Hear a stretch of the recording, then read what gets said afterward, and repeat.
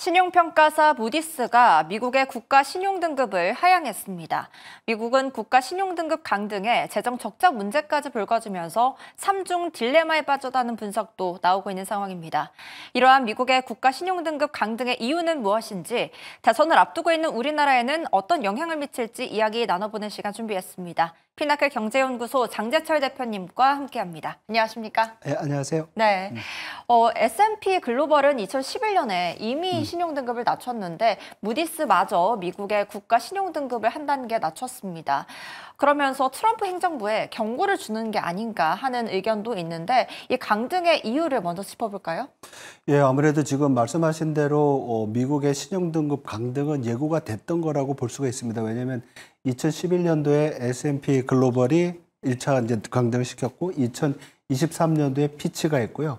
또 같은 해에 무디스가 신용등급 전망을 안정적에서 부정적으로 바꿨기 때문에 곧 그 신용등급이 실제로 내려올 거라고 했는데 지난 5월 16일 날 신용등급 강등을 한 것이고요. 가장 큰 이유는 미국의 국가부채 그리고 부채에 따른 이자 부담이 같은 신용등급에 있는 국가들보다 상당히 빠르게 늘어나고 컸던 게 이제 문제였고요. 그리고 지금 트럼프 대통령이 감세다 여러 가지 정책을 쓰고 있지만 이러한 정책들이 향후에도 이러한 국가 부채와 이자 지급에 대한 부담을 키울 것이라는 그런 전망이 우세하기 때문에 이러한 미국의 국가 신용 등급 강등은 불가피했던 이런 상황이고요.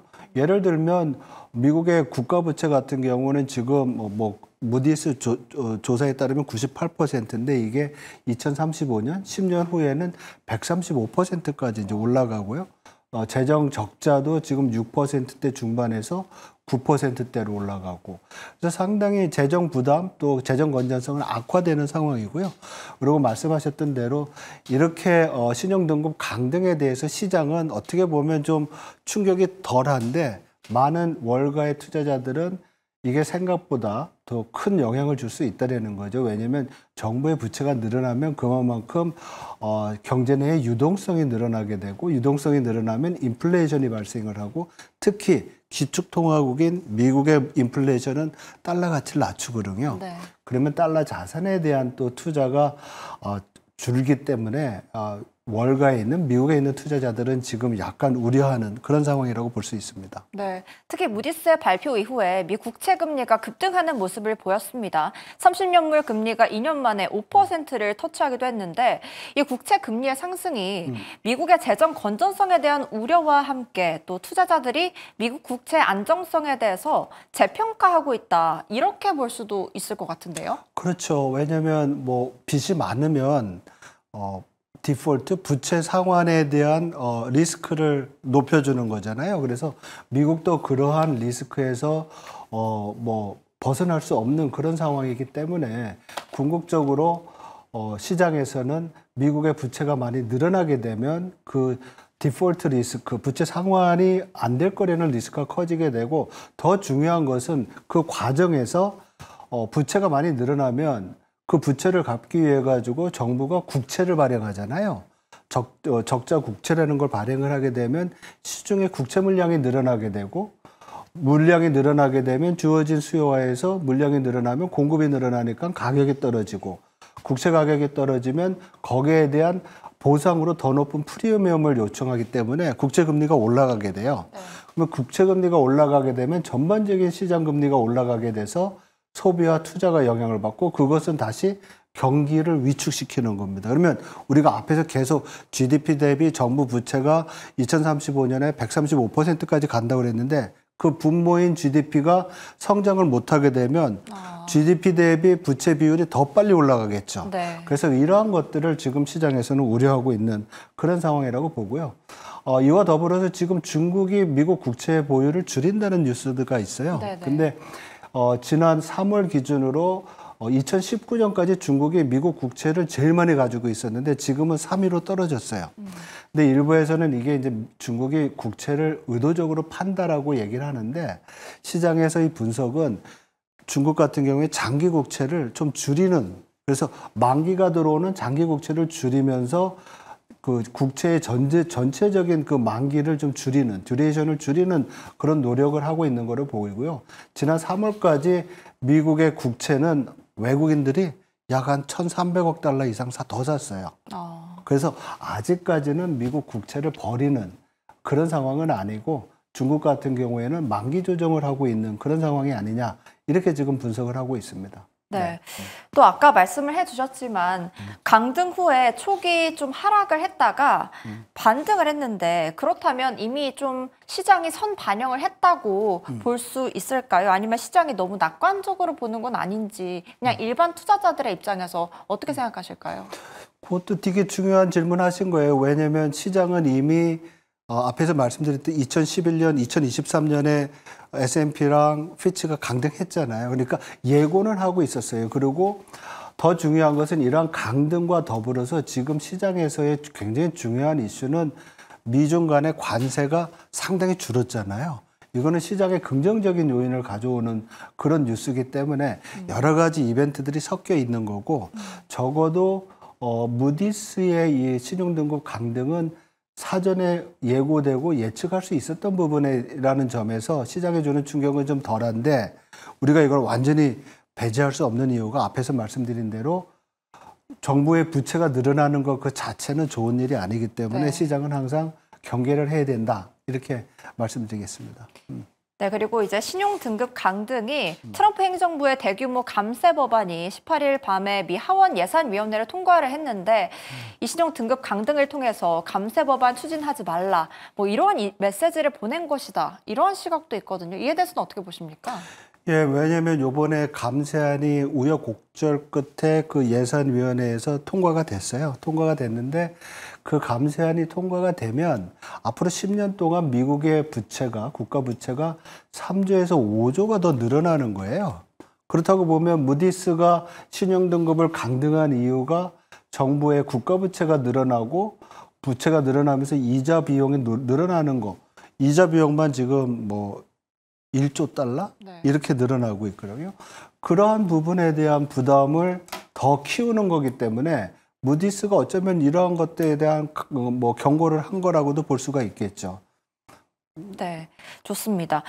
그리고 아까 말씀하셨지만 중국이 팔아치우는 의미에 대해서 아까 말씀을 해주시긴 했지만 일각에서는 미국과 관세 협상을 벌이는 주요국들이 자신들이 보유하고 있는 미국 국채를 협상 카드로 활용할 수 있다. 이러한 시각도 있거든요. 특히 일본은 1조 달러 가량 가지고 있기 때문에 이를 가지고 대량 매도해버리면 또 어떤 타격이 있을지 그리고 또 이러한 수 때문에 미국 관세 협상의 태도에 변화가 좀 생길 수 있을지도 궁금합니다. 예, 지금 일본의 가토 그 재무상이 TV 인터뷰에서 질문자가 지금 국채 우리가 일본이 미국 국채 많이 가지고 있는데 이거를 팔 가능성에 대해서 물어본 적이 있었어요. 그러니까 이 재무상이 모든 것은 협상 테이블 위에 있다. 그러니까 시장에서는 그러면 팔 거 아니냐는 이런 우려를 했는데 사실 뭐 중국도 그렇고 지금 1조 1,300억 달러를 가지고 있는 일본이 국채를 매도하게 되면 시장에는 엄청 충격이 있을 거예요. 그렇지만 매도하는 순간 채권 가격이 떨어지니까 자기 발등에 뭐 못을 박는 그런 상황이 될 수가 있겠죠. 그래서 그런 선택은 안 할 거로 보이는데요. 우리가 지금 주시해서 봐야 될 것이 뭐냐면 트럼프 대통령도 그렇고 베센트 재무장관도 그렇고 미국의 10년물 장기 금리를 낮추려는 노력을 엄청 많이 하고 있거든요. 근데 이렇게 뭐 중국이나 일본 아니면 미국 국채를 많이 가진 국가들이 국채를 내다 팔게 되면 가격이 떨어지고 금리가 올라가잖아요. 그러면 미국 입장에서는 지금 추진하고 있는 여러 감세 정책이라든지 관세 이러한 것들이 다 어그러지는 상황이 되기 때문에 미국 행정부로부터 굉장히 강한 또 압박이 있을 수 있을 것 같아요. 그래서 일부 국가의 경우에는 미국 행정부가 미국채의 장기 금리를 내리는 거를 좀 선호한다는 걸 알고서 미국 국채를 좀 더 사줄까 반대로 이러한 또 선택지를 올려놓는 그런 또 상황도 전개되고 있어요. 그래서 지금 우려하시는 것처럼 미국 국채를 많이 가지고 있는 국가들이 단기에 다 팔을 그런 우려는 위험은 크지 않다. 이렇게 볼 수 있을 것 같아요. 오히려 국채 금리를 더 사줄 수 있다. 이러한 카드를 내놓을 수도 있겠다. 이렇게 네네. 말씀을 해주셨습니다. 미국의 과도한 재정 적자와 국가 부채 문제에 대한 경고이자 동시에 다른 나라, 특히 한국 같은 중진국에도 중요한 경고 메시지를 담고 있다고 볼 수 있을 것 같습니다. 이번 강등이. 그렇다면 한국도 빠르게 재정 적자가 늘고 있는데 우리나라 현 상황도 한번 짚어봐야 될 것 같습니다. 네, 이번에 우리가 그 정부랑 국회에서 13조 8천억 원의 추경을 하면서 재정 적자가 좀 늘어날 거로 보여요. 본 예산에서는 재정 적자가 GDP에서 2.8% 정도 예상을 했었는데 약 한 74조 정도거든요. 추경을 하면서 이게 지금 87조까지 늘어나서 GDP 대비 3.3%의 적자가 예상이 되고 있어요. 그래서 이 부분은 미국이 지금 6.4%라는 거에 비하면 상당히 낮은 수준이라고 볼 수가 있죠. 그리고 국가 부채도 보면 이번에 추경을 한 경우에도 약 한 48.4%, 그래서 50%가 채 되지 않고 있어요. 그리고 정부가 예상하고 있는 앞으로 5년 동안의 중기 재정 계획을 보더라도 앞으로 몇 년이죠? 그러면 28년까지, 네네. 2028년까지 보면 재정 적자는 정부 계획에 따르면 2.8%로 3% 밑으로 내려오고 국가 부채는 50% 정도로 예상을 하는데 OECD나 아니면 뭐 선진국 평균의 국가 부채 비중이 GDP의 110% 정도 돼요. 그러니까 우리는 아직까지 재정 건전성은 크게 위협을 받지 않는 상황이라고는 볼 수가 있죠. 그렇지만 정부가 재정을 좀 쓸 때는 쓰지만은 너무 방만하게 운영을 하면 네. 한국도 이러한 재정 건전성에 대한 이슈는 항상 우려되는 그런 상황이라고 볼 수가 있죠. 네. 특히나 이제 대선을 앞둔 가운데 유력한 몇몇 후보들의 공약에 대규모 재정 투입 이야기는 있지만 계속 빚을 만들어내는 부분에만 초점이 되어 있고 구체적인 구제책이 보인다, 이러한 것은 보이지 않아 보입니다. 그렇다면 어떤 대안이 좀 필요할지 전문가님의 의견을 듣고 싶습니다. 제일 중요한 것은 돈을 쓰려면 재원을 마련한 다음에 써야 되거든요. 근데 돈을 어떤 식으로 세원을 확충하지 않고 돈을 쓰게 되면 재정 건전성에 문제가 생기니까 제일 중요한 거는 세원을 확대하는 거죠.